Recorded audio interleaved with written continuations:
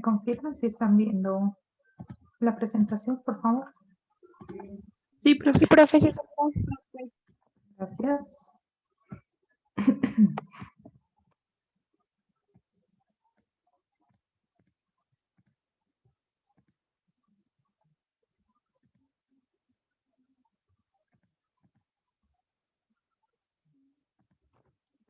Bueno, entonces retomemos. Si no tienen ninguna inquietud, ninguna duda de lo que miramos la clase anterior, podemos continuar.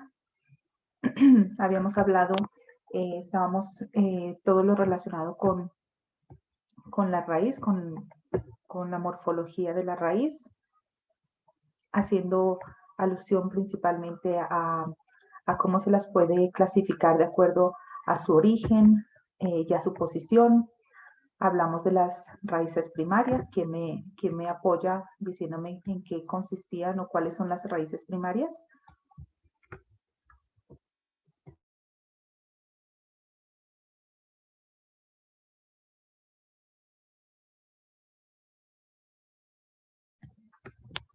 ¿Nadie? Como una raíz principal que da un soporte a la planta y a partir de ella se generan las raíces secundarias que son las encargadas de buscar nutrientes. Muy bien, entonces, ¿quién me habló, perdón? Cristian, profe, Cristian Torres. Cristian. Eso, entonces habíamos dicho que existían estas raíces primarias, pero Cristian, ¿de dónde están originadas? ¿A partir de qué se originan? Del tejido meristemático apical, profe. Muy bien, ¿y quién no tiene ese tejido meristemático apical, Fernanda? El embrión, profe. Muy bien. Entonces decimos que estas estructuras primarias o estas raíces primarias surgen, ¿no? O están formadas a partir del desarrollo del embrión, de ese meristema apical radicular. Y la raíz primaria, pues tiene fundamentalmente el objetivo de dar ese soporte a toda la planta en general, ya sea a nivel de hierbas, como vemos en la fotografía, o a nivel de árboles. Mencionamos algunos árboles que presentaban raíces primarias. Bueno, no sé si lo mencionamos, pero algunos árboles como los cítricos que tienen estas raíces pivotantes o principales claramente evidenciables, ¿no? Entonces cumplen esa función. Y a partir de esas raíces, de esa raíz primaria, surgen estas raíces secundarias que, como ustedes lo ven en la imagen y ya lo vimos en la clase anterior, tienen una distribución un poco paralela o tiene una distribución horizontal de acuerdo a la planta y tiene la función pues de buscar esos nutrientes, esos minerales y esa agua que está disponible en el suelo, en este caso en las raíces terrestres.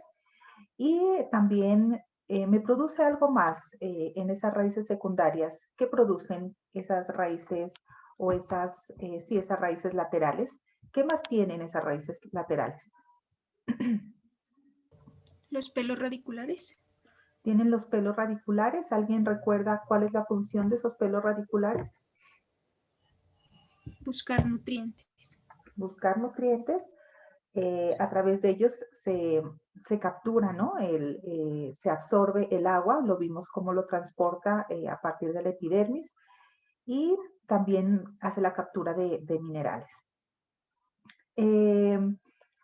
Esos pelos radicales y esas raíces secundarias tienen también la función de ampliar ese contacto con la tierra. Entonces, por eso hablábamos que es un poco difícil ese proceso cuando tenemos nuestras plantas o cuando se hacen los cultivos bastante pegados, no se cumple como esa distancia entre cada cultivo porque hay una aglomeración de raíces que impide la absorción de nutrientes. Si nosotros vemos una macetera, cuando crece muchísima raíz, entonces está en contacto la raíz con raíz y no está en contacto la raíz con el suelo para obtener estos nutrientes y el agua. y empieza a haber un deterioro en el desarrollo de la planta. Lo mismo ocurre en los cultivos, por eso hay planteados unas distancias de crecimiento y por eso generalmente se hace un mantenimiento a los cultivos, que se conoce también como deshiervar.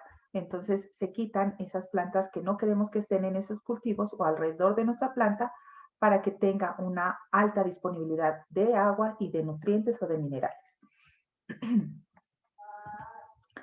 Hablamos también de raíces caulinares, que son aquellas que tienen un origen ya no desde el embrión, sino que pueden surgir desde cualquier parte del tallo. Entonces, muchas de estas pueden ser también aéreas, como lo vimos en algunos ficus. Perdón, yo les pongo ahí la presentación.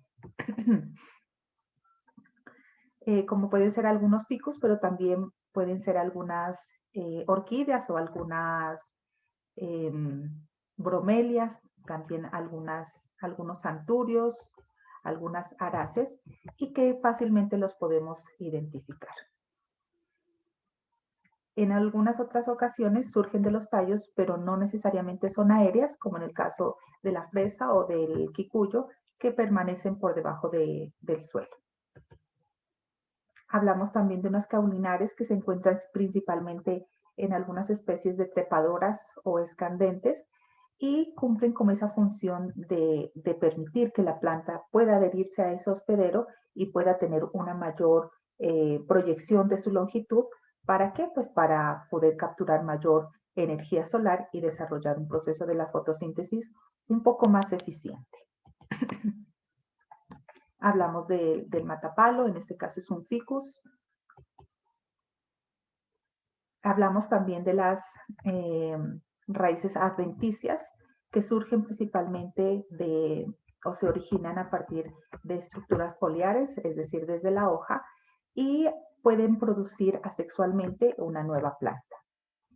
¿Alguien recuerda en qué plantas encontramos esta característica? En la siempre viva, profe. Muy bien, en la siempre viva o las que se conocen dentro de ese grupo de las plantas que son bastante carnosas, que son las crasuláceas, ¿no? Entonces aquí las teníamos, miramos algunos ejemplos. Encontramos también una clasificación de las raíces teniendo en cuenta el hábito el hábito de crecimiento o su hábitat, perdón. Y teníamos algunas especies relacionadas con áreas inundadas o con anegamiento. Entonces ahí teníamos los juncos o los lirios de agua también, el buchón de agua, la totora, pues los juncos o totoras. Un segundito que había una cosita que no les mencioné, que lo vimos. Me va a regresar un poquito.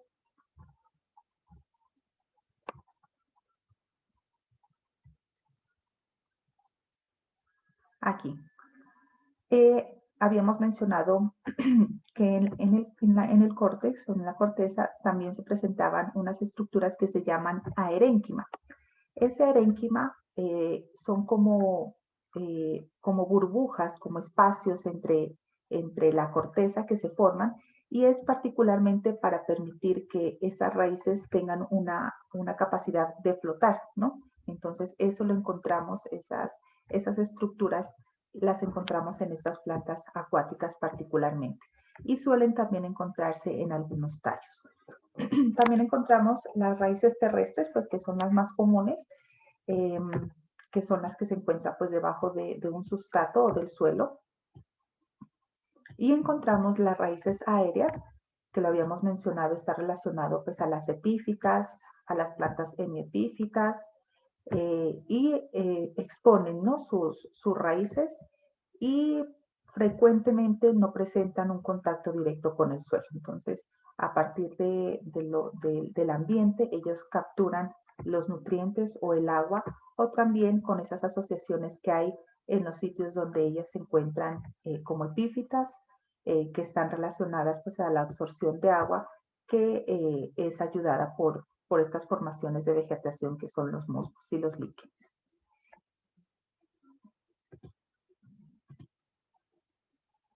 Hablamos también de raíces según su forma. Hablamos de las pivotantes, que sí lo hablamos con relación a algunos árboles frutales, algunos los cítricos particularmente, el aguacate, que aquí claramente cuando podemos a germinar una semilla de aguacate fácilmente podemos distinguir, ¿no? esa raíz principal, esa raíz pivotante. Y un caso pues muy evidente es la zanahoria. Entonces decimos que estas raíces pivotantes son muy, muy evidentes, aunque hay algunas especies que tienden a reducirlas, pero en este caso vamos a referirnos a aquellas que permanecen evidentes durante el proceso de crecimiento. Y a partir de ellas, pues se desarrollan las raíces secundarias.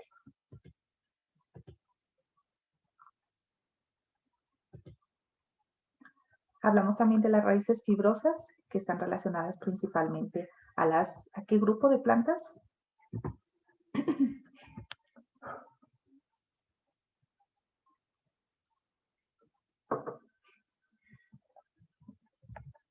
Aquí tenemos algunos ejemplos. Tenemos las palmas, teníamos el maíz, teníamos el ajo. ¿A qué grupo pertenecen estas plantas?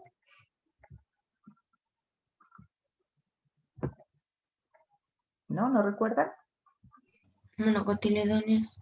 Las monocotiledóneas, muy bien. Entonces tienen estas raíces fasciculadas. No es posible o no desarrollan una raíz principal pivotante. Entonces desarrollan una gran cantidad de raíces que se proyectan de manera horizontal en el sustrato, ¿no? Igual cumple con la misma función de las raíces, que es dar soporte y absorción de nutrientes y de agua. Bueno, encontramos también, de acuerdo a su forma, algunas raíces que son carnosas.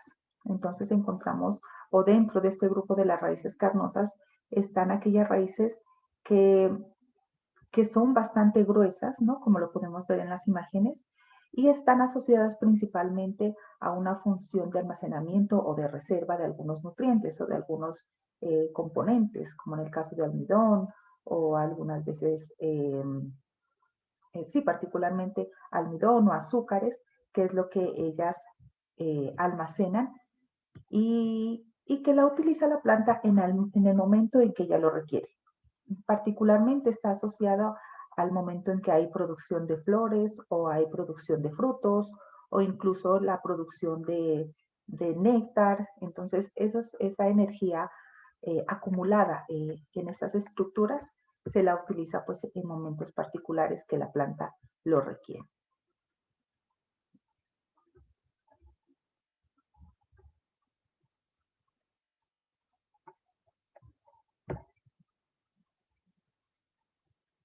Bueno, dentro de las raíces carnosas podemos encontrar varios tipos de raíces. El primero de ellos es la raíz cónica, que pues el representante típico de este tipo de raíz carnosa es la zanahoria.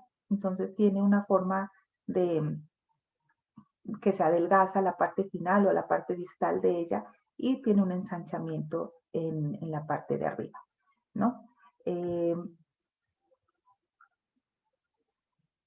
Encontramos también los napiformes, que son raíces bastante gruesas, ¿no? En la parte media y tienen un adelgazamiento muy significativo o, como dice el texto, abruptamente ya en la parte distal. Y un ejemplo muy claro de esta pues es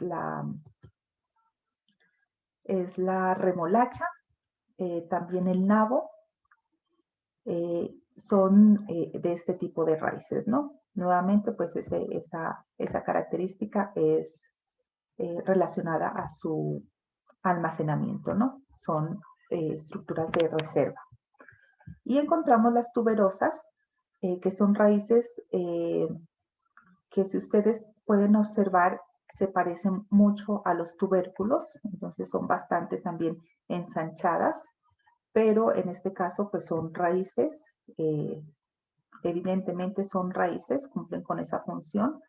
Y los ejemplos más claros que podemos tener es la yuca, en este caso, Manihot esculenta, o la dalia, pues que hace parte de estas especies ornamentales.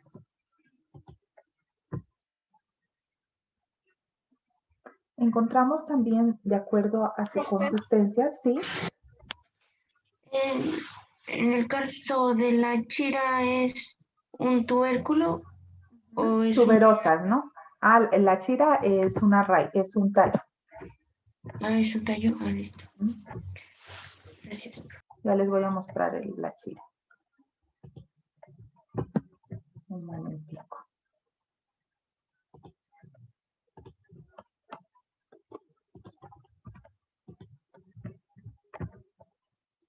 Voy a dejar de compartir para poderles mostrar.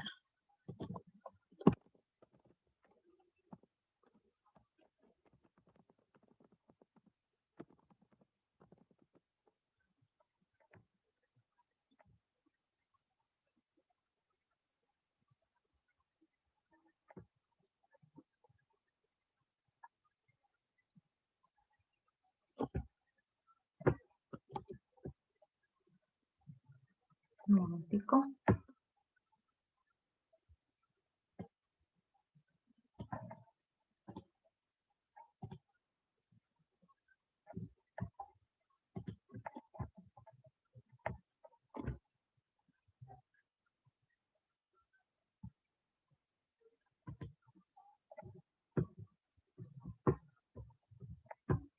Y la chira es la que utilizan para hacer las achiras, ¿no es cierto? Ese proceso. ¿Alguien sabe cómo es el proceso de la chira? Sí, profe. ¿Nos puede contar? Bueno, pues la chira se la deja un año que crezca. Al año se le quita, bueno, se le echa abono para que haga su almidón pues en la papita que tiene en la raíz. Bueno, esa tiene más raíces, esa se la pela, se le quita las raíces, se la muele en una máquina, sale una masa, esa masa se la lava con, bueno, pues obviamente con agua y sale pues el afrecho, que sería la basura, y el líquido ya contiene el almidón y bueno, ese vuelve y se lo lava hasta que quede el agua totalmente blanca, porque si no, pues gusta feo, ¿no? Se vuelve amarillo y gusta feo. Entonces, cuando se lo lava bien, queda blanco y ya pues el almidón es el que lo procesan para varios alimentos. Muy bien, gracias. Profe, disculpe, ¿qué es lo que se hace con esa achira? Las achiras la utilizan para hacer como unos pasabocas. Ya les voy a compartir, sino que no encuentro una buena imagen.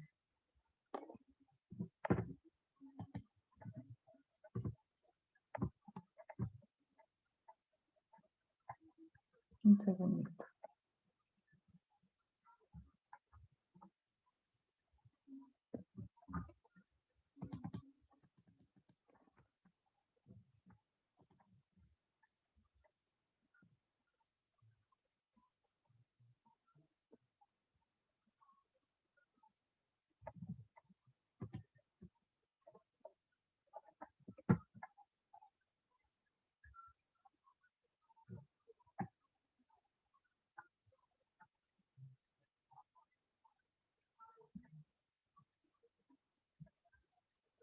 No encuentro. No sé si está.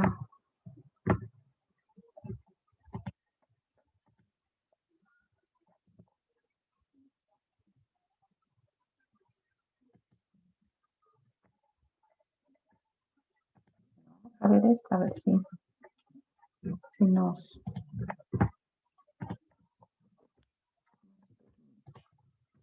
Un poquito mal en la imagen. Bueno, aquí podemos ver. Entonces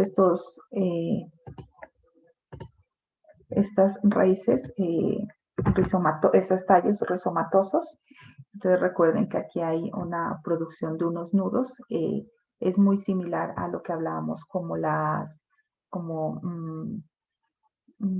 como el jengibre. Entonces presentan unas escamas y se producen a partir de estas pues unos brotes también. Esta es la plantica. Aquí la podemos ver un poco más detallada.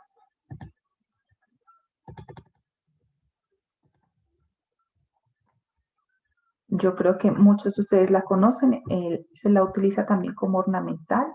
Y estos, Caroli, estos son los frutos que se producen con ese almidón. Son como unas galletitas de sal, pero son son muy ricas, son muy ricas y se producen particularmente en la zona del Huila, ¿no? El Huila es como la zona donde es como la comida característica o esos pasabocas característicos. ¿Qué más? A ver. ¿Quién me comentaba de la chira? Juliana, profe. Juliana Muñoz. ¿Y usted lo manejan en su casa, Juliana? Sí, profe. De hecho, acá la semana que pasó, digo, el año que pasó, mi vecino tiene hartísima, o sea, trabaja bastante con eso, tiene creo que unas 3 hectáreas de chira. Entonces él construyó una máquina en su casa donde, digamos, se facilita ese proceso porque antes era a mano, entonces, digamos, solo se podían procesar cerca de unos 25 bultos en el día y así cernirlos para que quede pues ya solo el agua que tiene el almidón. En cambio ahora pues con esa máquina creo que ya se podían como 250 bultos se podían moler diarios. Entonces eso... Perdón, sí. Hay eso, pues entonces ahora vienen de bastantes partes acá a procesar el almidón acá, ¿Y porque es mucho más fácil. la producen la chira o solo el Sí, almidón? ¿Sí? ¿En qué todo, parte está, sí. Juliana? En San Pablo. De Ah, hecho, creo claro. que van a hacer una asociación, porque Ajá. pues acá son, en la parte fría donde yo vivo, hay mucho, o sea, pues producen mucho, es muy bueno el cultivo que se da acá. Y esa chira allá pues es típico el pan de chira, ¿no? Ah, sí, es muy El pan rico, de sí. chira, y es muy rico, sí, muy. También se hacen, bueno, el pan de chira pues es de sal, ¿no? También se hace como unos ponqués que son de dulce y también son bien ricos. Sí, no, los pasteles no los he probado, pero el pan de chira sí. Y los bizcochitos también, me parecen muy ricos. Bueno, ¿algún comentario más?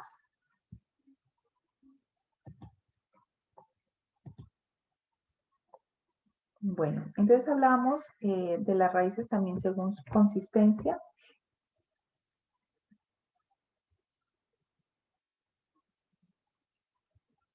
Y encontramos dos tipos pues de raíces, ¿no? Las blandas, que son las que comúnmente encontramos con las plantas herbáceas, aunque a ciertas estructuras presentan como un poquito de endurecimiento o de lignificación, pero cuando hablamos de blandas es que son bastante, pues no son duras, ¿no es cierto?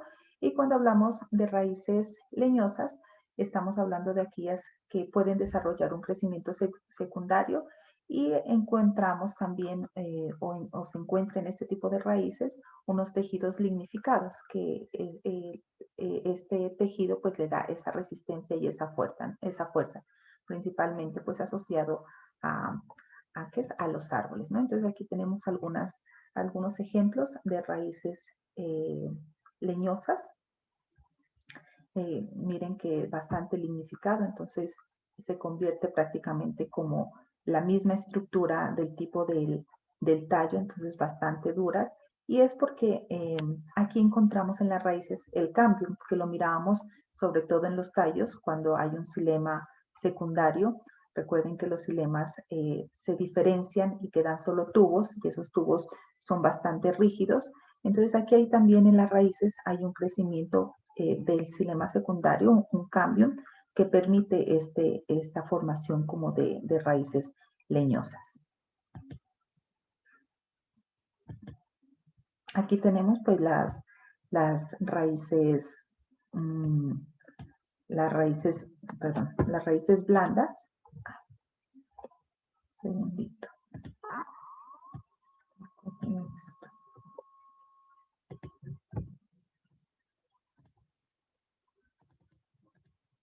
Las raíces herbáceas, que pues las encontramos también, o raíces blandas, perdón, en algunas especies de monocotiledóneas y algunas también eudicotiledóneas, ¿no? Entonces aquí sí ya no hay, no hay la presencia del cambio, por eso cuando mirábamos la anatomía de la raíz, ese corte, entonces aquí no identificamos el cambio porque no hay un crecimiento secundario o una formación de ¿qué es? De crecimiento secundario para formar esa consistencia lignificada. Entonces también encontramos dentro de la raíz algunas modificaciones que hacen las plantas principalmente como mecanismos de adaptación al medio ambiente. Entonces, como ya lo miramos, pero recuerden que podemos tener una clasificación de diferentes tipos. Miren que tenemos según la consistencia, tenemos según su forma, ¿no? Tenemos según su origen, según su hábitat, y un mismo tipo de raíz puede tener, pues, o es incluido dentro de estas diferentes clasificaciones, ¿no? De acuerdo a sus características. Entonces tenemos aquí, de acuerdo a esas modificaciones o transformaciones o adaptaciones, de acuerdo a las que realizan en el medio, tenemos raíces de almacenamiento, que pues son raíces generalmente también blandas y que se encargan de almacenar o ser los centros de almacenamiento o de reserva, en este caso, como ya lo mencioné, de azúcares, de almidón o también de agua, que son usados, como ya lo dije, en épocas de floración, de fructificación, pero en el caso de aquellas raíces que almacenan agua, pues están relacionados a aquellas zonas áridas y también pues se las utilizará o será este elemento utilizado en épocas de sequía. Pero también es importante resaltar que junto a estos procesos o a estos elementos que normalmente lo utiliza la planta de almacenamiento, también encontramos los alcaloides. Entonces los alcaloides están relacionados a unas sustancias muy particulares que tienen las plantas. Los conocemos también o se reconocen como metabolitos secundarios y generalmente estos alcaloides son sustancias psicoactivas, se las conoce como sustancias psicoactivas y afectan directamente el sistema nervioso central del organismo que la consume. Puede ser el ser humano, puede ser los animales y ocasiona cambios en su funcionamiento. Entonces, pueden ser tóxicos generalmente. Nosotros como humanos, como ya lo vimos en alguna clase, hemos utilizado estas capacidades o de reserva en estas, ya sea en tallos o en raíces, para la obtención de algunos medicamentos, pero en otras ocasiones en la generación de un tipo de sustancias, pues que son utilizadas pues para actos como delictivos, ¿no? Para robos y pues está relacionado principalmente a esos alcaloides o a los efectos que ocasionan estos alcaloides. Entonces encontramos algunas drogas que son utilizadas para la medicina. Recuerden que muchos o la gran mayoría de los medicamentos que nosotros consumimos pues parten de esa investigación a partir de los alcaloides o de los metabolitos secundarios producidos por las plantas. Pues en este caso son un poco más fuertes y se los encuentra principalmente en las familias asteráceas y en las familias solanáceas que ya las vimos, ¿no es cierto? Si recuerdan cuál es la solanácea que nos produce esos alcaloides muy fuertes.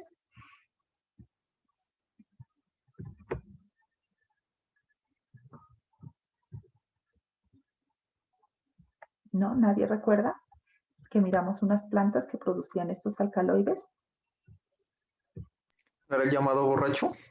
El borrachero, ajá, ¿alguien más?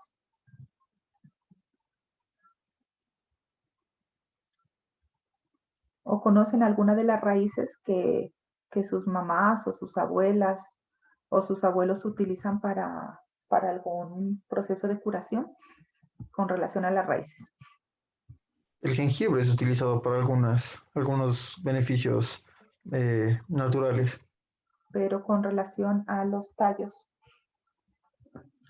perdón, a las raíces.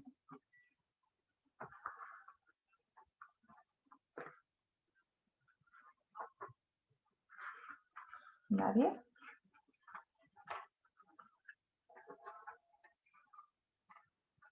¿No han escuchado hablar del uso del, ¿cómo es el que se parece al cilantro? Del perejil, de las raíces del perejil.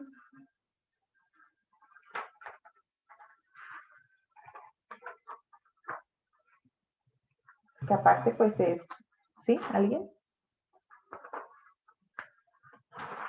¿Nadie en sus casas? Los que viven en la parte rural, me imagino que sí, que han escuchado.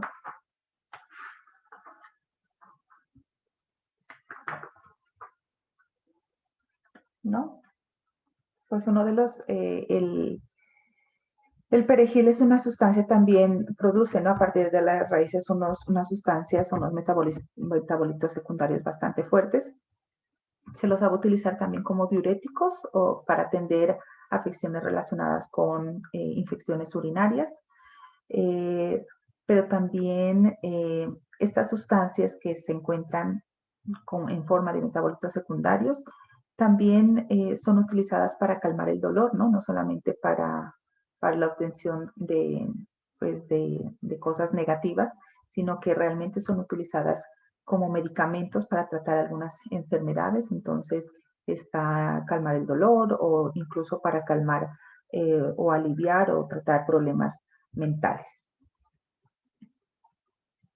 Bueno, aquí tenemos algunas de las plantas. Yo no sé si alguno de ustedes ha visto Harry Potter o esas películas un poquito de ficción, donde hablan de una planta que se conoce como mandrágora. No sé si alguno de ustedes la reconoce o la ha escuchado.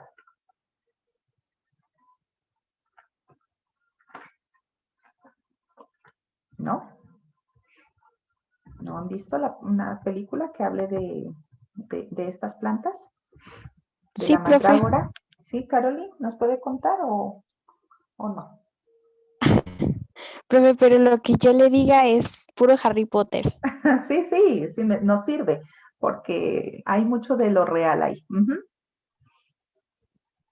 Sí, bueno, pues es que esa se utilizaba para, no sé, es que tiene como algo, no sé, como que la ponían a hervir o algo así, pero era para producir sueño o también Ujú. ayudaba a aliviar dolores. Ajá. Y lo que se relaciona en este caso con la mandrágora, que miren la plantica, es una solanácea. Y si ustedes miran la raíz, ¿a qué se les parece? A un bebé. Ajá, parece a un bebé, ¿no? Parece Mira, un niño. un niño, sí. Profe, ¿Sí? hay otra película que se llama El laberinto del fauno, que también la ponen, y ahí la ponen como un bebé. De hecho, tiene Sí. vida cuando le da leche. Ajá, sí, yo también la vi. Es, Ah, es un es un poco, bueno, es particular.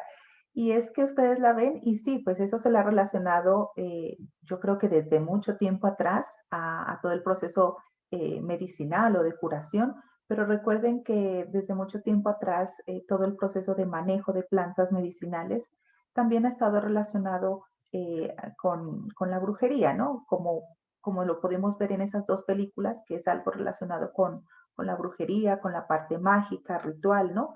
Y en algunas comunidades aún se sigue utilizando y es parte fundamental de las culturas. A mí particularmente me llama mucho la atención el manejo que hacen las comunidades campesinas o indígenas del uso de las plantas. En este caso, mandrágora, como ustedes lo ven, que parece un bebé o parece una persona, presenta unos alcaloides bastante fuertes, principalmente la iosimina. Esta se la utiliza sobre todo para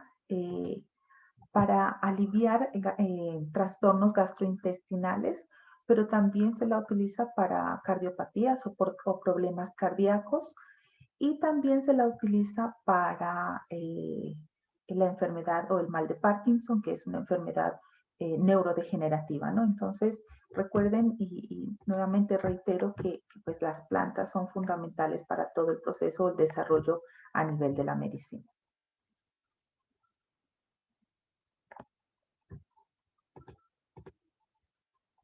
Bueno, aquí tenemos otra plantica que es la belladona, que también a nivel de esas películas aparece su utilización. También tiene este alcaloide, atropina, que produce pues también un relajante muscular, como decía Caroli, y en este caso pues inhibe las contracciones musculares. Entonces también ayuda a diversas enfermedades, ¿no? Neuronales. Profe, ¿Sí? es que yo acabo de entrar, es que apenas me llegó el internet. Tranquila, Angie. No se preocupe. Bueno, entonces tenemos otras raíces también carnosas, pues que son dentro de esta consistencia de blandas, ¿no? Que está la zanahoria, el nabo y la remolacha nuevamente. Y los tubérculos o tuberosas, que provienen particularmente de las raíces que son de tipo fasciculadas y que también pues son raíces engrosadas, ¿no? Como ya lo vimos, la yuca, la batata y la dalia.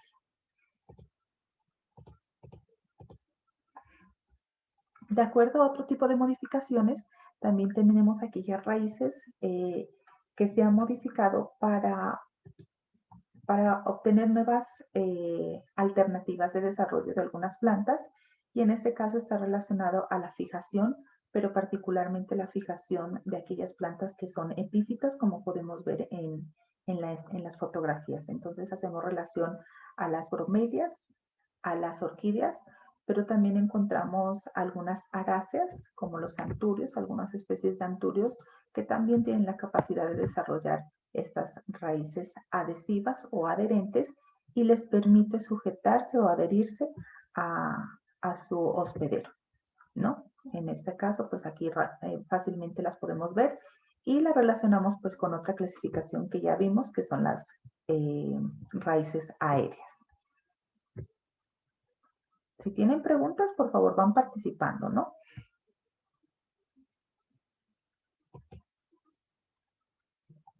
Bueno, también hay otro tipo de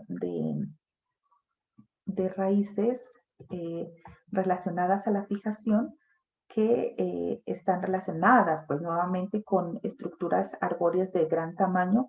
En este caso podemos ver algunas especies de ficus o de higuerones que también se conocen.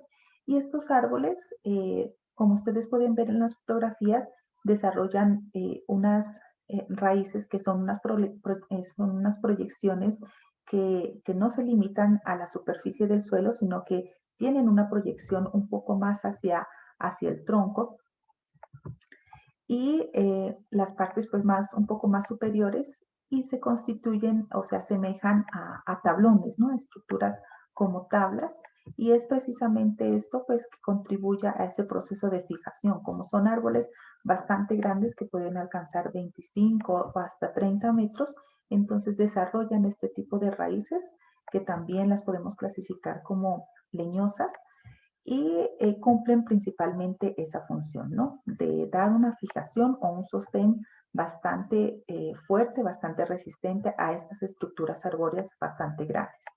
Aquí estoy yo con una fotografía de un higuerón, pero lastimosamente no se dimensiona un poco lo grande que es. Existen árboles un poco más grandes que se proyectan, miren, igualmente las raíces desde la parte ya del tronco, son partes ya un poco externas, y hacen su proyección hacia el suelo, pero generan ese sostén, ¿no? Se proyectan. Si recuerdan cuando miramos lo del bonsái, que se cortaban las raíces principales para generar particularmente este tipo de crecimiento, que es lo llamativo tanto en árboles silvestres o en estado natural, pero también esta estructura es la que se busca en los bonsai, ¿no? Que se ensanche. Y esto pues se logra en el caso del bonsai a partir del corte de la raíz pivotante. Pero aquí pues surge esto como un mecanismo de adaptación frente a la fijación que tienen o que requieren estos árboles de gran tamaño. Bueno, encontramos estos tablones, como dice la diapositiva, puede alcanzar incluso 2 metros de alto desde su proyección, ¿no?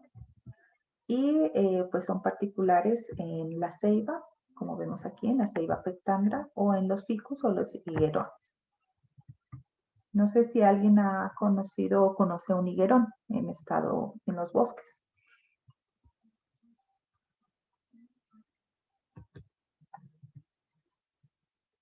¿Nadie?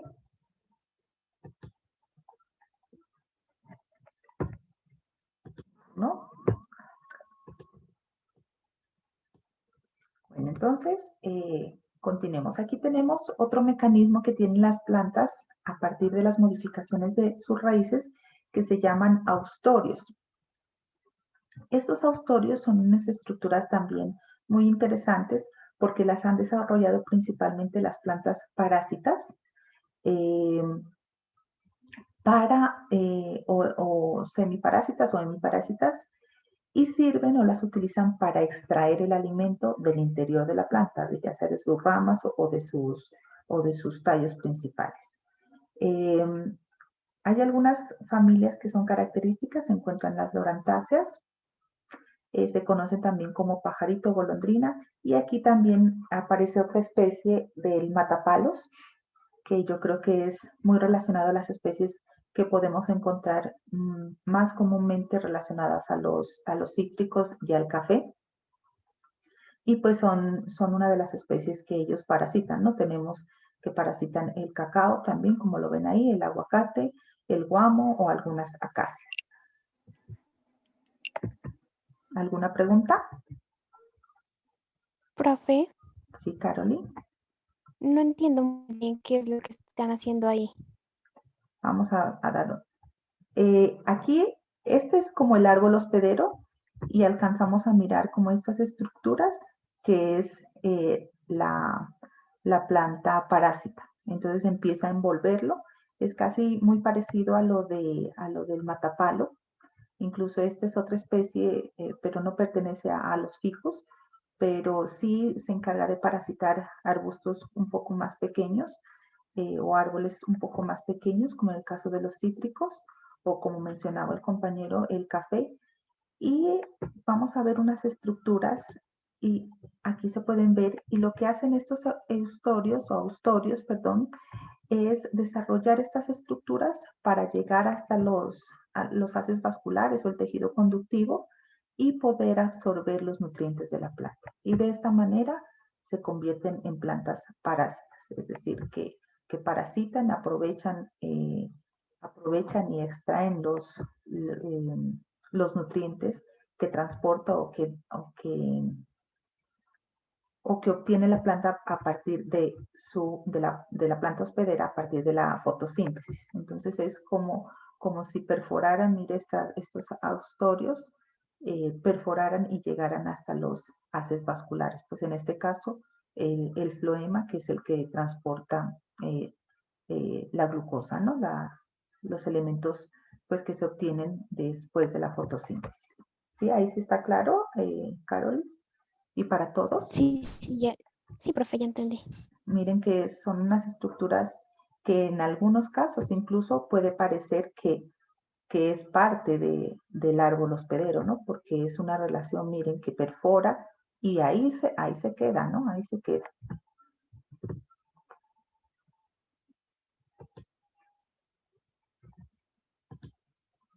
También encontramos otro tipo de raíces, que son las raíces columnares. Como su nombre lo dice, y ustedes lo pueden ver en la fotografía, entonces se forman como columnas. Nuevamente se originan desde los tallos o desde los vástagos y este crecimiento es casi paralelo al tallo principal, entonces se ven como columnas y estas, pues el objetivo de estas es alcanzar la raíz para obtener los nutrientes que la planta necesita, ¿no?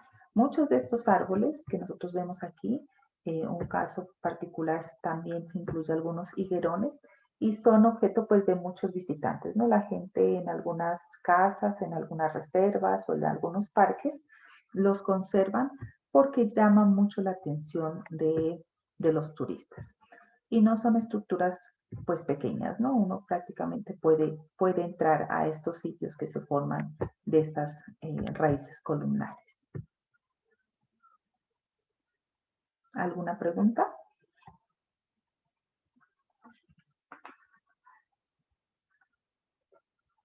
¿Todo clarísimo?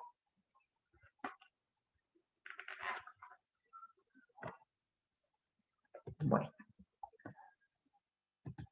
También encontramos otro tipo de raíces que a mí me gusta mucho y es muy evidente.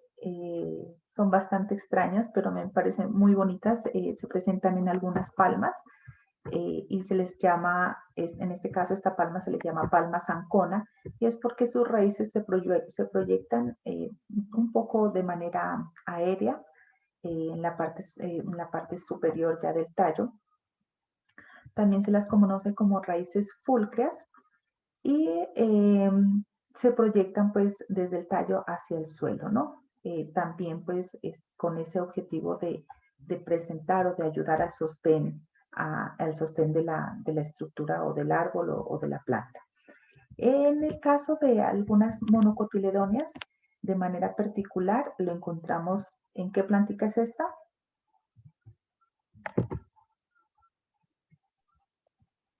El maíz. El maíz desarrolla este tipo de raíces modificadas de tipo zancos o fúlcreas. Entonces, aparte de esas raíces fasciculares que tiene, entonces confirma o fortalece ese proceso o esa estructura eh, de raíces fasciculadas con este tipo de raíces de tipo zanco. Entonces, le da un poco mayor de fijación o de sostén desde el sustrato. Recuerden que el maíz es un poco endeble, ¿no? Entonces requieren de este proceso de adaptación para aferrarse un poco más al suelo.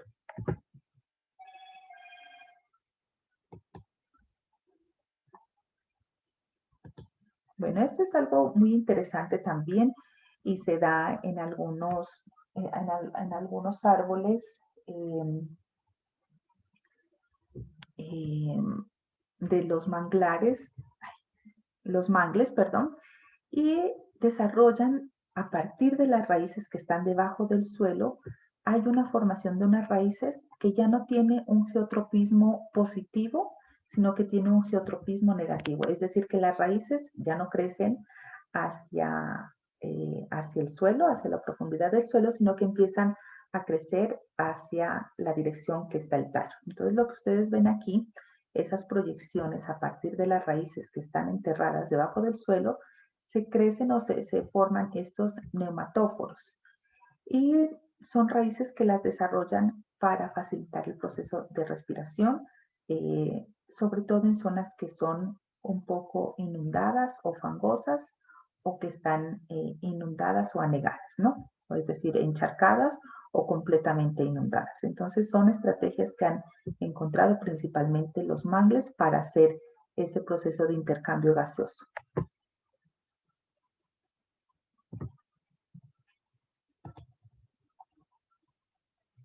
Aquí tenemos este tipo de raíces. ¿Quién me podría, es de un mangle, ¿no?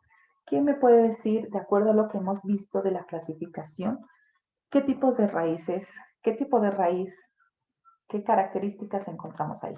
De acuerdo a todas las clasificaciones que hemos visto, ¿cómo podríamos caracterizar a esa raíz de este mangle? ¿Quién me ayuda?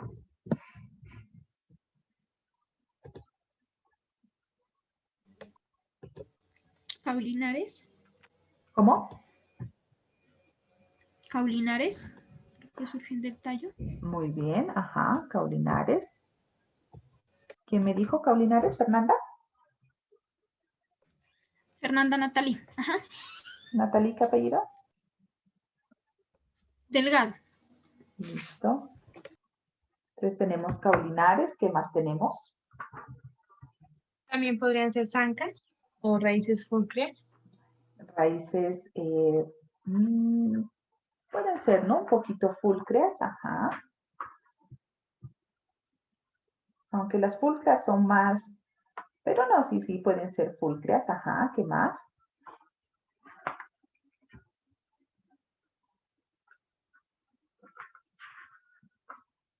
De acuerdo a la consistencia. Leñosas pueden ser, profe. Muy bien, Darwin, son leñosas. ¿Pueden ser acuáticas? Pueden ser acuáticas, ajá, sí señora, están ahí en una zona de anegamiento. Muy bien. ¿Y algo más?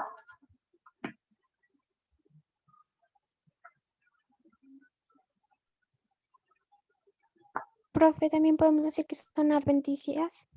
Son adventicias, ajá, porque están... ¿cuál es la definición de adventicia, Carolina? Que están por encima del suelo.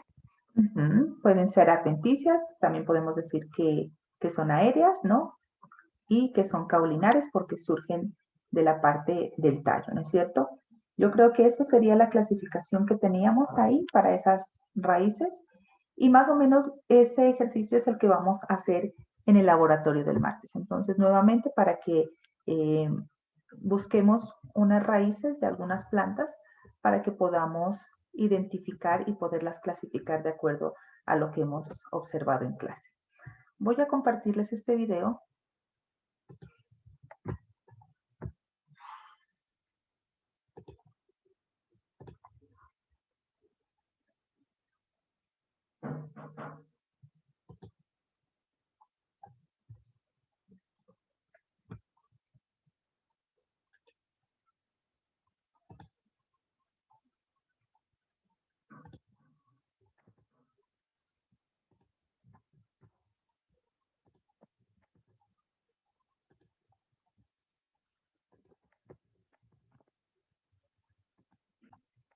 ¿Me confirman si está con sonido y si están viendo la imagen, por favor?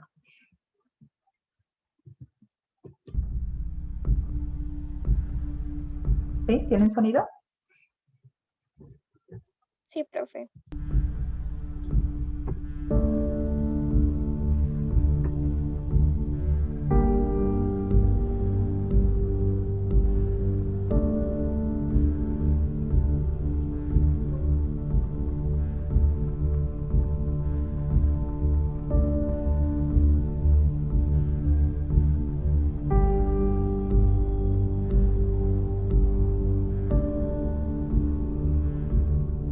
Las plantas sanas necesitan un suelo saludable para poder crecer.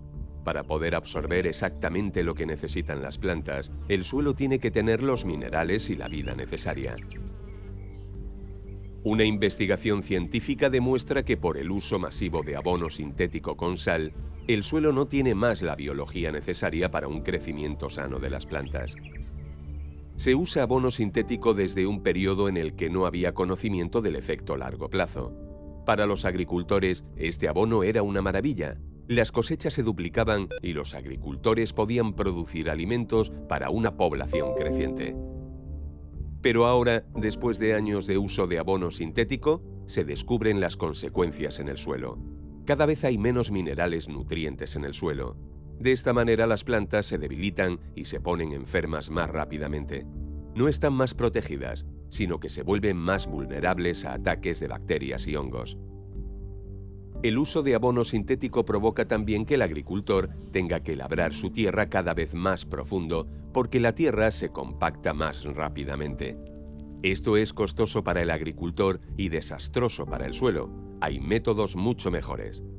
Por lo general no se sabe que las raíces de las plantas se desarrollan mejor en una zona radicular antigua. Aquí se ve el método de arar volteando el suelo 25 centímetros. De esta manera a la planta le cuesta mucho más esfuerzo para llegar a los miles de mini túneles hechos por otras plantas con sus raíces.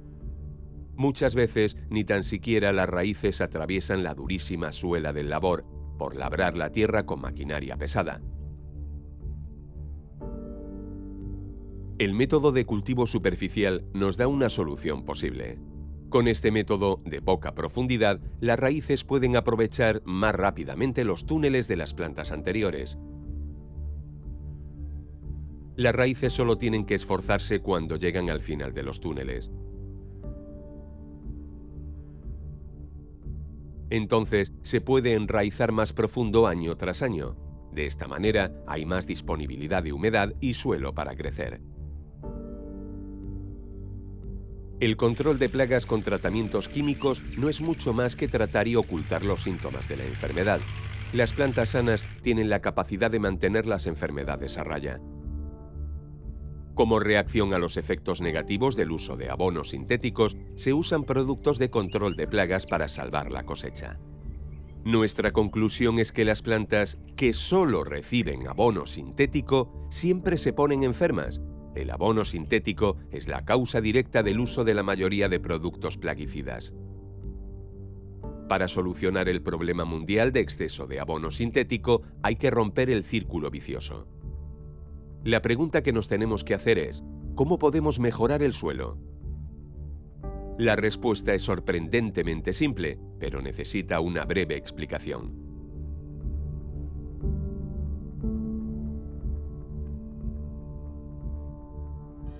Como todos los organismos en la Tierra, la planta no funciona de forma individual. La salud y el crecimiento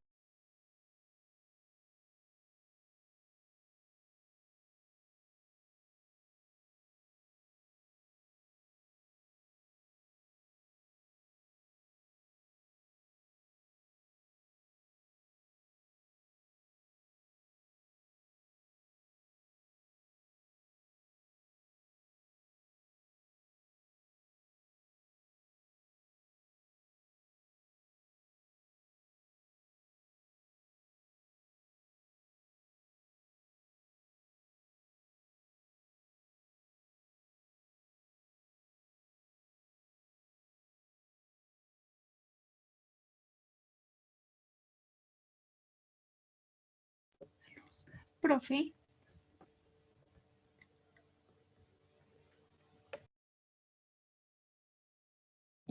¿Sí? no sé si solamente es a mí, pero no estoy escuchando, no tiene audio. A mí me No, pasa igual. tampoco, ¿Sí? no escucho. Bueno, ahorita ya lo vuelvo a compartir.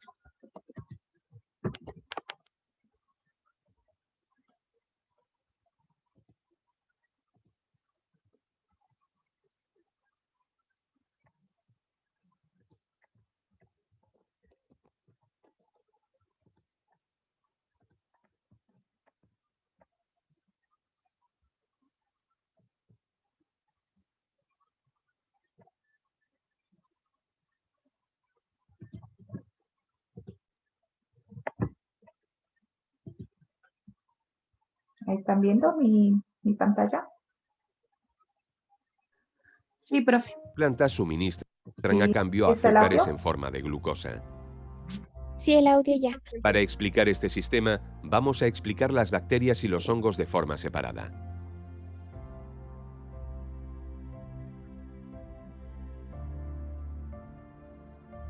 Las plantas tienen un problema. Las raíces finas de la planta tienen una capacidad de absorción limitada. Ocupan solo entre 4 y 7% del volumen del suelo y de media tienen el mismo grosor que un pelo. Su vida es bastante corta, solo unas 3 semanas, por lo cual las plantas dependen de ayuda desde el exterior. Con sus raíces de absorción, las plantas buscan la cooperación explicada anteriormente. Si no lo consigue, se mueren.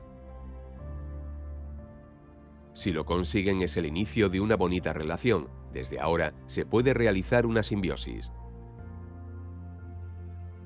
Para las plantas, los minerales son difíciles de extraer del suelo, pero las rizobacterias son muy buenas en esto, sobre todo en la liberación de fosfato, que es muy importante para la planta. Estas bacterias ejecutan muchas funciones importantes, de las cuales una es muy especial, Las rizobacterias forman alrededor de las raíces un sistema defensivo natural. Los atacantes externos de la planta se mantienen fuera simplemente por su presencia física. En consecuencia, las bacterias patógenas ya no pueden entrar. Las rizobacterias están interesadas porque la planta las alimenta con nutrientes. Pero las bacterias necesitan ayuda también, no son viajeras. Las colonias de bacterias no pueden ir y venir entre los minerales y las raíces.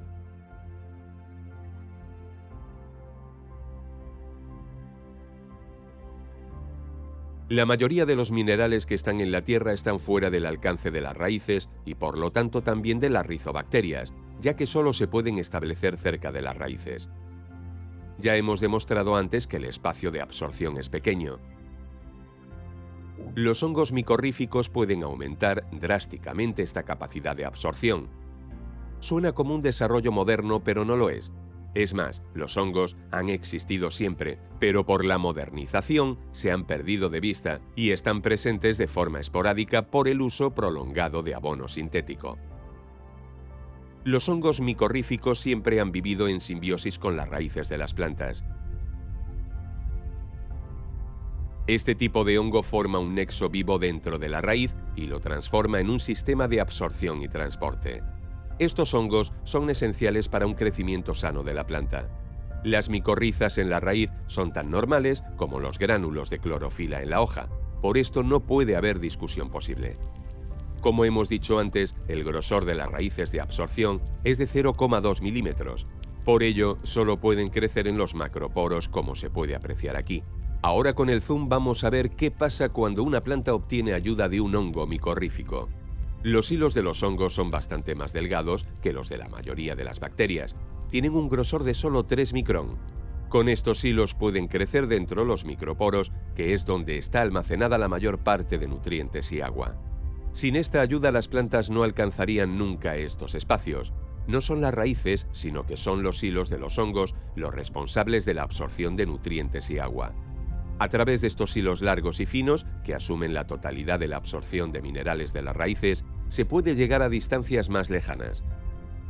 Los minerales que se encuentran más lejanos y los minerales que están bloqueados en la tierra se absorben más fácilmente. Los hilos largos, o hifas, llegan fácilmente 1 kilómetro en una cucharita de tierra. La capacidad de absorción con micorrizas es de media 7 veces superior. Por ello se puede cultivar con menos humedad y las malas hierbas aparecen difícilmente por la competencia por el espacio. La recompensa para el hongo es la glucosa y para la planta es un alcance más largo. Por este intercambio único y constante entre planta, bacterias y hongos hay una simbiosis fabulosa. El agua, los minerales y la glucosa sirven como medio de pago.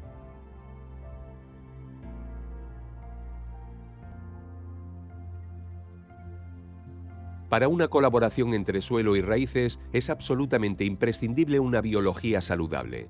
Un suelo saludable contiene tejido orgánico que se obtiene de hojas, raíces y animales muertos. Estos materiales orgánicos se descomponen en la naturaleza por la microbiología del suelo hasta convertirse en humus. De esta manera se conservan nutrientes para el suelo y la tierra retiene mucho CO2. Por el uso durante años de abono sintético, el humus ha desaparecido de las tierras agrícolas. El humus es comparable a la bacteria de la tierra, almacena la energía que necesitan los microorganismos del suelo para hacer su trabajo. Sin humus va a ser difícil de obtener una recuperación natural del suelo. Durante mucho tiempo se ha pensado que el abono sintético estimulaba la microbiología del suelo porque crecen más bacterias. Pero por el nitrógeno, justamente, están obligados a consumir más materia orgánica que después entra en la atmósfera como CO2.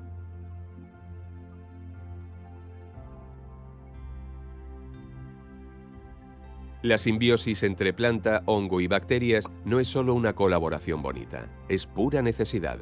Sin estos transformadores de material orgánico, nos estaríamos ahogando en materia orgánica. Si volvemos a la pregunta de antes, ¿cómo podemos mejorar el suelo?, la respuesta tiene que ser: las plantas mejoran ellas mismas el suelo. es decir, en la simbiosis entre planta, bacterias y hongos. Con esto las plantas son realmente las únicas mejoradoras del suelo. Aquí se observa claramente la diferencia entre un sistema de absorción sin y con hongos micorríficos. A la izquierda la planta es totalmente dependiente de la acidez del suelo y el aporte adicional de minerales.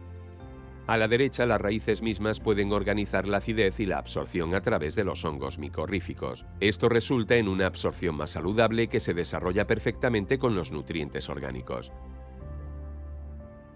Con este sistema natural obtenemos de nuevo un suelo saludable, del cual plantas sanas pueden dar de nuevo frutas y hortalizas saludables. La emisión de CO2 y los valores nutritivos de nuestros alimentos dependen directamente de cómo tratamos nuestros suelos.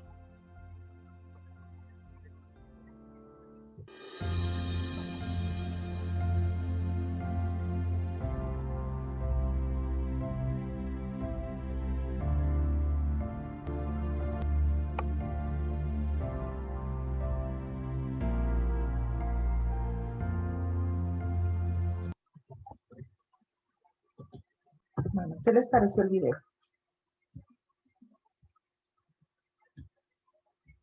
A ver, comentarios.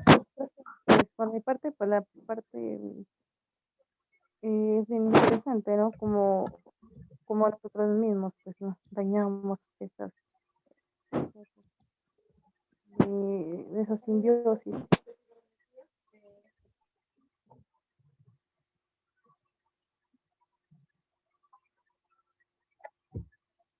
No se le escucha muy bien, Angie. ¿Sí me escucha ahí? Ahí sí, ya. Pues que me parece así, pues bien interesante, ¿no? Que con nosotros mismos dañamos, pues, todo lo que es así del suelo.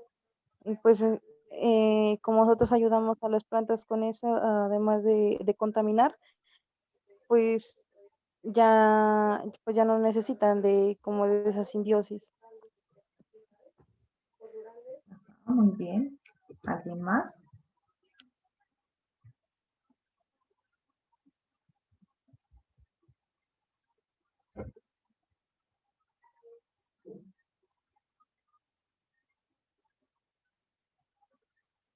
¿Alguien más? ¿Darwin? No, profe, está todo claro. ¿Ningún aporte?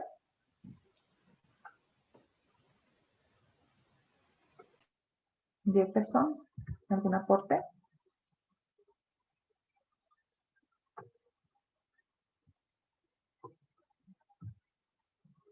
Jefferson.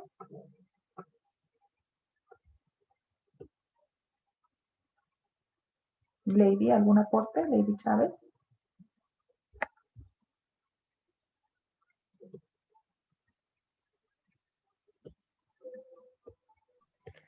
Profe, pues yo diría que es muy interesante y como se puede ver en el video, lo que hacen las micorrizas con las plantas. Ellas obtienen la glucosa, pero ayudan con los minerales a la planta para el crecimiento de esta.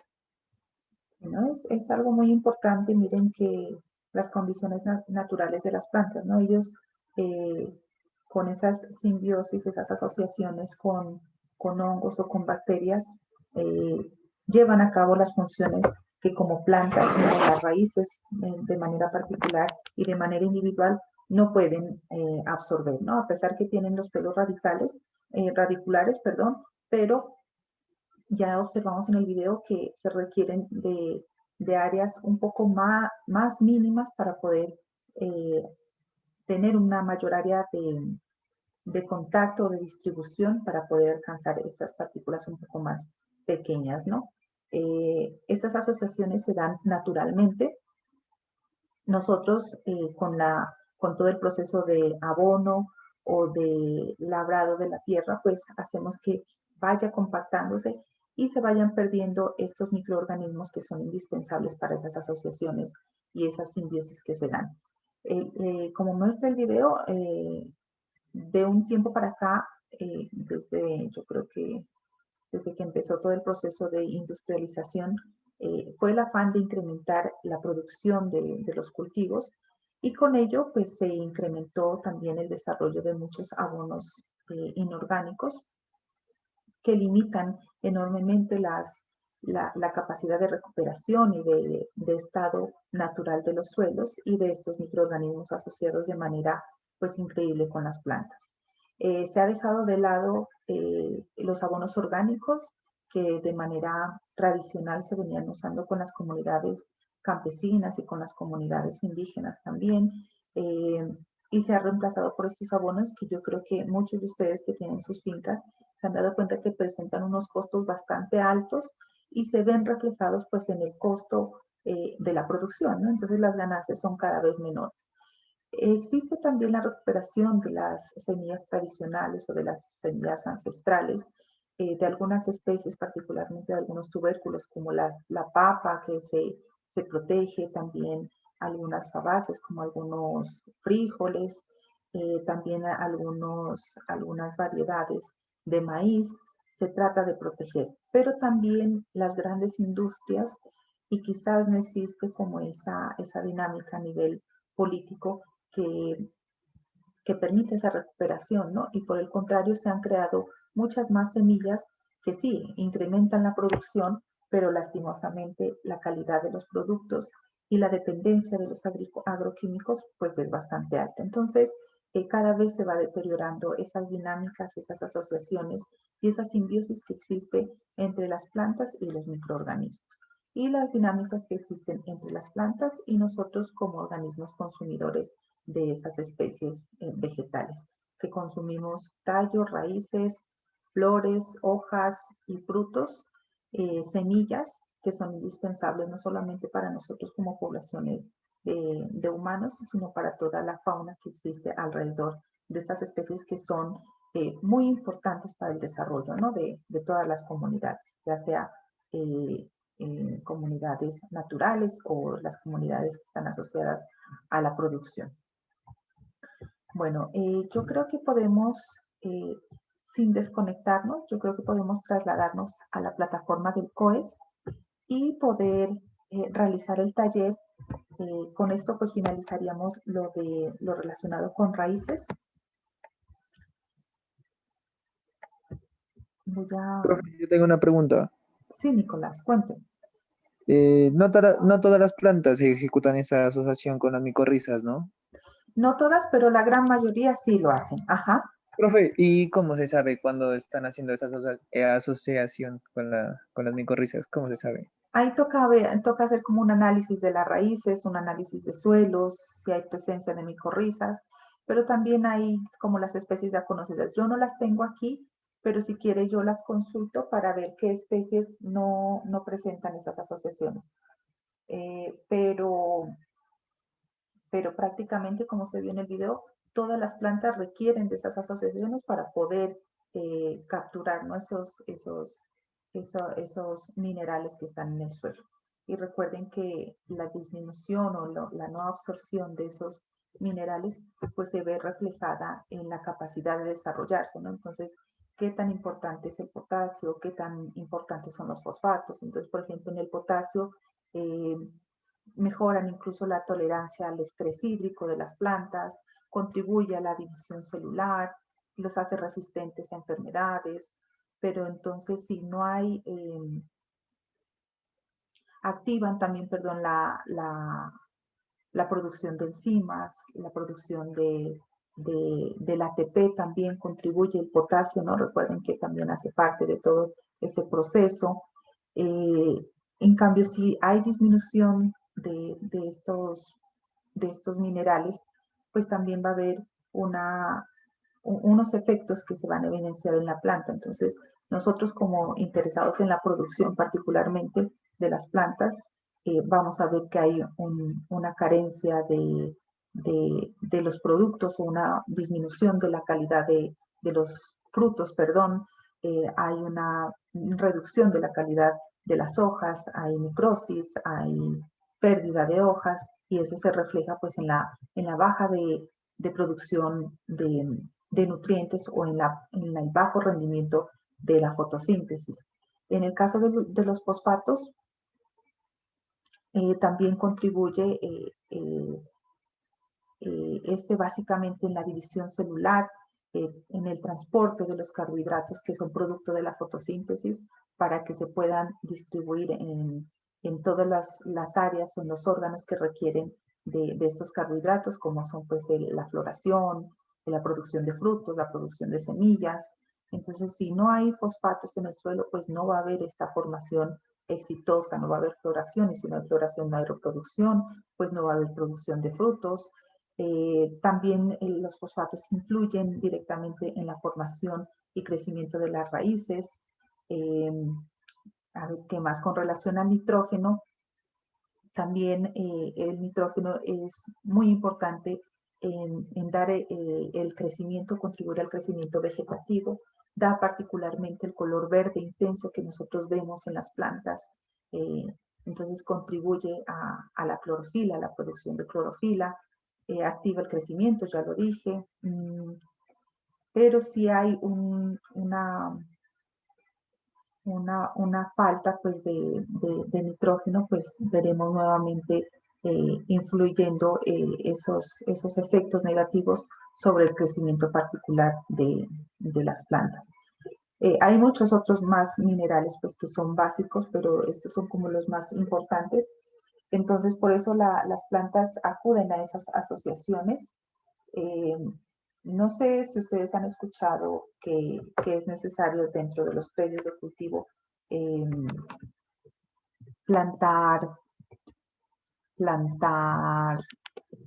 arveja o plantar frijol. No sé si han escuchado eso, ¿a qué contribuye?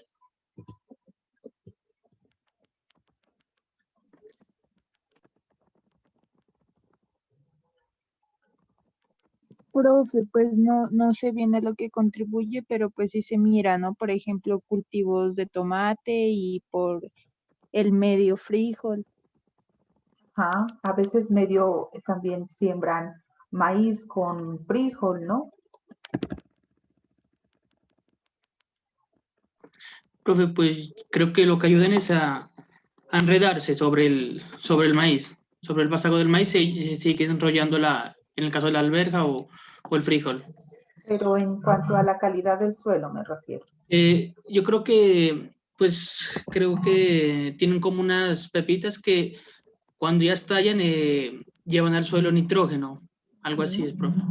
Y porque las fabáceas también presentan esa relación simbiótica, ¿no? Con las micorrizas, entonces contribuye. Y hay una mayor concentración. Incluso cuando hay los cultivos, dejan que las plantas se descompongan en el suelo. En el caso de arveja, de frijol, se descomponga y vuelva esos minerales que tienen unas concentraciones mayores al suelo, ¿no? ¿Alguien más?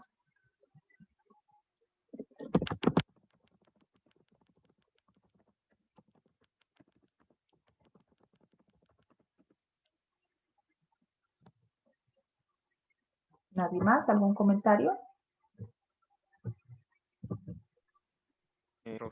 Pues no sé, mis tíos tienen un cultivo de tomate de árbol y por en medio le siembran ají, sino que pues el ají sembrándolo afuera en otro terreno donde esté el solito, pues no se desarrolla muy bien.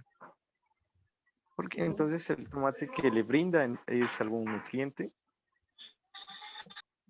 Bueno, ahí puede ser, recuerden que con el ají, ¿me dice José? Sí, ajíes. A ver, alguien que me ayude, ¿qué tienen las solanáceas? El ají pertenece a la familia de las solanáceas. ¿Qué tienen las solanáceas?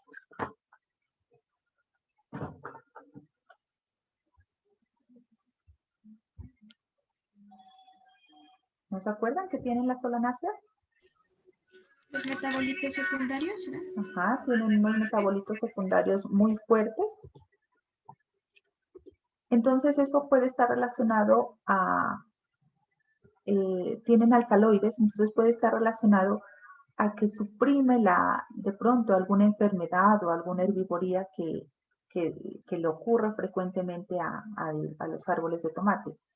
¿Árbol de tomate o tomate del otro?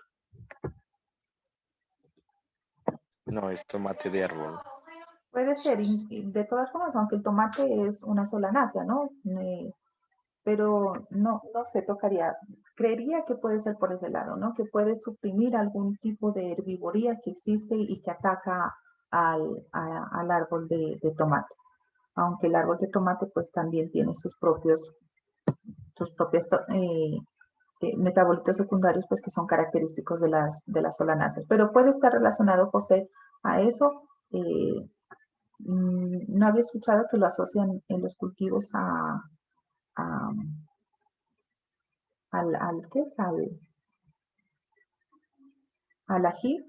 Y a nivel radicular, pues tocaría ver si el ají también presenta esa simbiosis y que proporciona pues también esa acumulación o esa disponibilidad de nutrientes en el caso para el árbol, ¿no?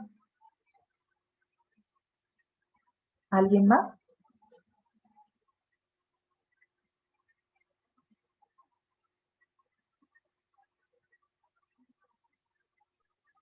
Profe, Sí. le iba a preguntar sobre pues, esa parte, ¿no? Si de pronto usted tiene algún artículo científico o tiene algo que nos ayude con lo que es metabolismo secundario vegetal, para yo comunicarme con usted a ver si de pronto lo puede pasar. Metabolismo secundario. Tendría que buscar. A mano no lo tengo, pero yo busco, o si no, tendré que googlear y yo creo que ahí se encuentra muchísimo, pero si quiere yo le ayudo. ¿Lo necesita urgente o tengo tiempo para buscar?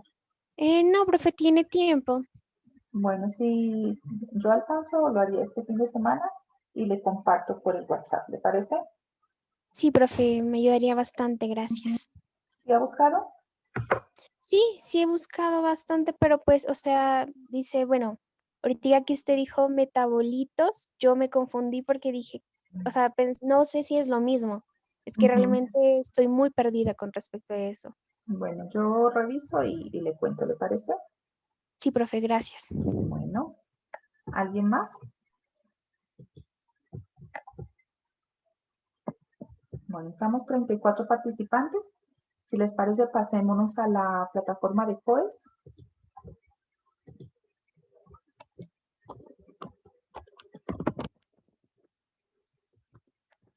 Profe, ¿Sí? ¿qué pasó con el video que le envió y si pudo determinar qué?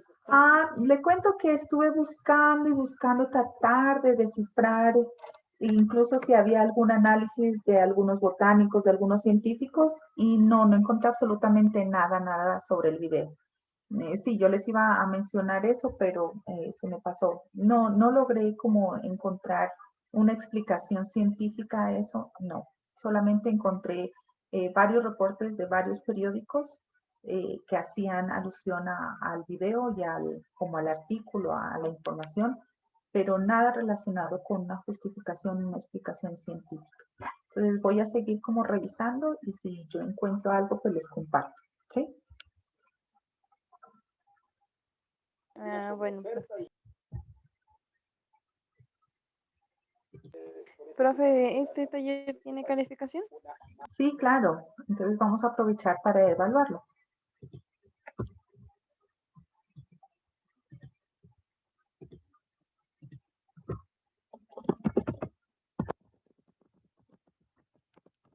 Profe, pero dice que el taller está disponible a partir de las 4:30.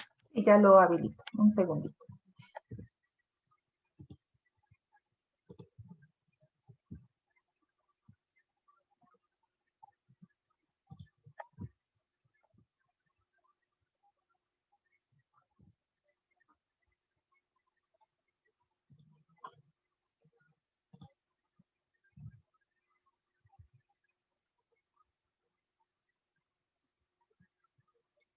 Ya están los 34. Jefferson como que fue el último que se matriculó.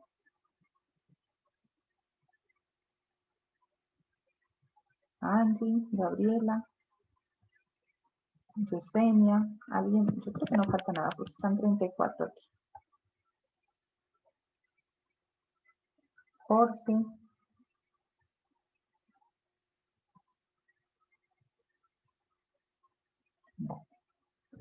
Les voy a habilitar para que puedan resolver su taller. Es algo muy fácil. Yo les dije que repasaron un poquito lo de tallo y raíz que habíamos visto. Falta una persona por ingresar, yo creo. Todos tienen acceso, ¿verdad?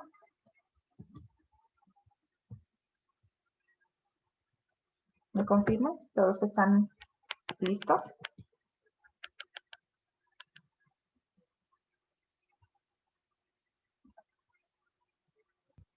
Sí, profe, dele.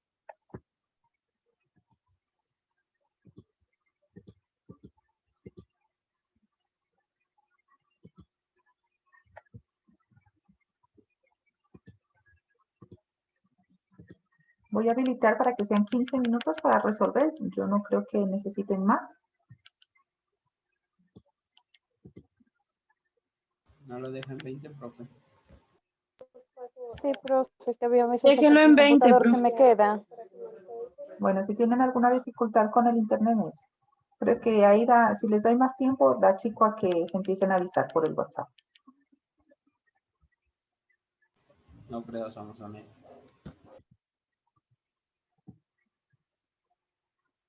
Vamos a dejarlo en 15 minutos.